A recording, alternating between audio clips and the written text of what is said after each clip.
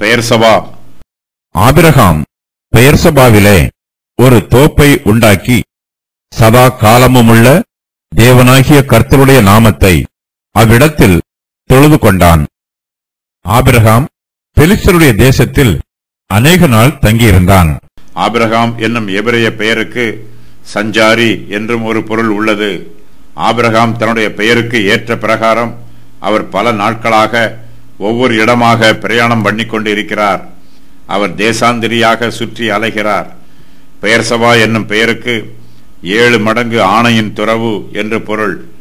Abraham ஆணையிட்ட போது 7 பெண்ணாடுகள் அவருடைய ஆணைக்கு சாட்சியாக இருந்தது.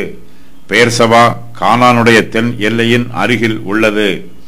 ஆபிரகாம் பெயர்சபாவிலே ஒரு தோப்பை உண்டாக்கி சதா காலமும் உள்ள தேவனாகிய கர்த்தருடைய நாமத்தை அவ்விடத்தில் தொழுது கொள்கிறார்.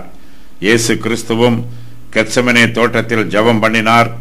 இந்த தோட்டம் ஒரு பர்வதத்தின் மேல் அமைந்திருக்கிறது. நாம் கர்த்தரை நோக்கி கூப்பிடும்போது அவர் சதா காலமும் உள்ள தேவனாகிய கர்த்தர் என்பதை நினைவு கூற வேண்டும். கர்த்தர் இந்த உலகம் தோன்றுவதற்கு முன்னாகவே இருந்தவர், இப்போதும் இருக்கிறவர், இனிமேலும் என்றென்றைக்கும் இருக்க போகிறவர். பூமியின் கடையாந்திரங்களை சிருஷ்டித்த கர்த்தராகிய அனாதி தேவன் சோர்ந்து போவதும் இல்லை, இளைப்படைவதும் இல்லை. இதை நீ அறியாயோ? இதை நீ கேட்டதில்லையோ? அவருடைய புத்தி ஆராய்ந்து முடியாதது.